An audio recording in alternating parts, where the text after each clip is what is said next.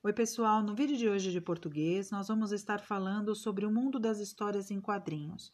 Ou seja, quais são as ferramentas que a gente tem que entender para poder construir uma história em quadrinhos, tá bom? Então, antes de mais nada, a gente tem que entender o que são HQs. Primeiro que essa abreviação HQ é a forma abreviada de história, que começa com a letra H, né? H, e o que S, que é a abreviação de quadrinhos, que começa com a letra K, e o S, porque a palavra quadrinhos está no plural. Bom, as histórias em quadrinhos são registros que a gente faz na cultura e na arte, né? Que isso é considerado uma cultura, uma arte, um gênero literário, né? Que ela mistura imagem, texto, símbolos e acaba narrando histórias em diferentes gêneros, né? Então a gente até chama de narrativa sequencial. Por quê? Porque, por exemplo, aí nessa imagem aí do sapinho, a gente consegue visualizar nitidamente uma sequência, né, de informações de narração, embora não se tenha texto em todas elas, mas a gente consegue ver aí a sequência de uma historinha, né? Então é uma narrativa sequencial, passo a passo. Os elementos das HQs são 5 balões, legendas, onomatopeias, tipologia de letras dos títulos e das falas dos personagens e enquadramento.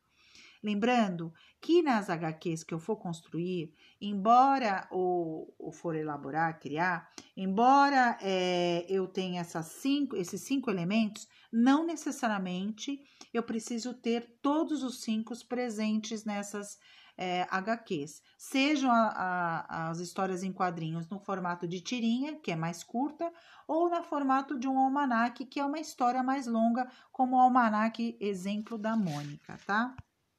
Bom, falando sobre os balões, neles a gente insere fala, como a gente pode ver o exemplo abaixo, o pensamento, né, como a gente vê esse outro exemplo, e representações de sentimentos e sensações dos personagens.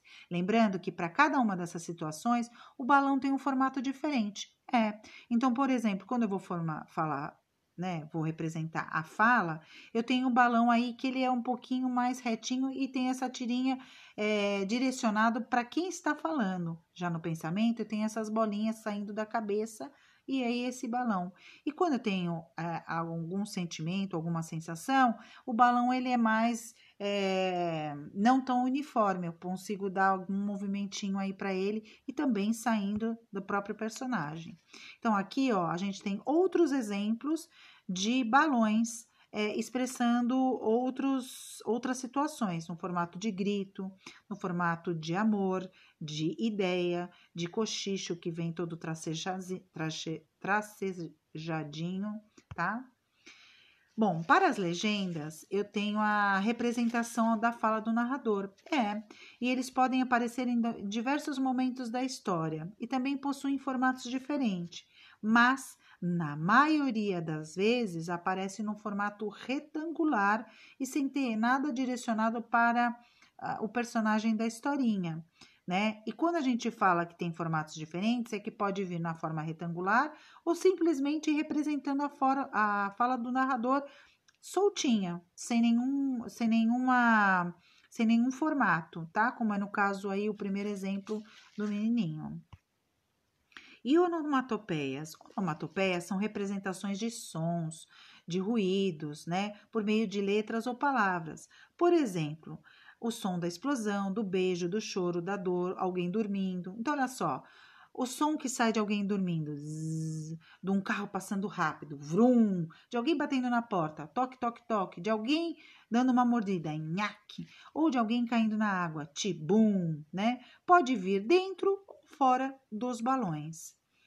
E tipologia de letras, tanto dos títulos como das falas dos personagens, podem ser diferentes, estilos, formatos, tamanho, varia de acordo com a mensagem que eu quero transmitir, que eu quero passar para o leitor. Eu quero destacar mais o título, eu quero destacar mais a linguagem que eu vou estar colocando dentro do balão, ou então da onomatopeia, varia, tá?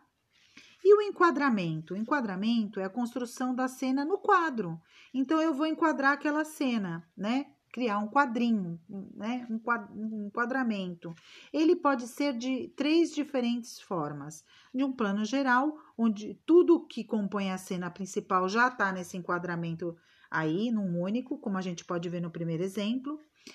Um close, ou seja, aproxima e destaca a expressão do personagem, como é lá no terceiro bloquinho do lado direito lá, porque eu quero destacar a expressão do personagem mordendo alguma coisa. Ou simplesmente quando eu quero dar um plano detalhe, ou seja, destacar algo da história ao qual eu quero dar mais importância. Então, por exemplo, ali eu quero dar importância do senhor olhando as centopeias passando, né? Elas são tão pequenininhas que eu preciso dar um detalhe nelas e, obviamente, mostrar quem que tá olhando elas, né? Neste caso aí do exemplo, tá? Bom, aí dando um exemplo de uma tirinha composto por quatro situações, né, nessa narrativa sequencial, ilustrando os diferentes balões, ilustrando onomatopeia, ilustrando o enquadramento, ilustrando a tipologia, né, que eu usei, os diferentes tipos de estilos de texto, e aqui só não está aparecendo, por exemplo, a legenda, né, que no caso é a fala do narrador.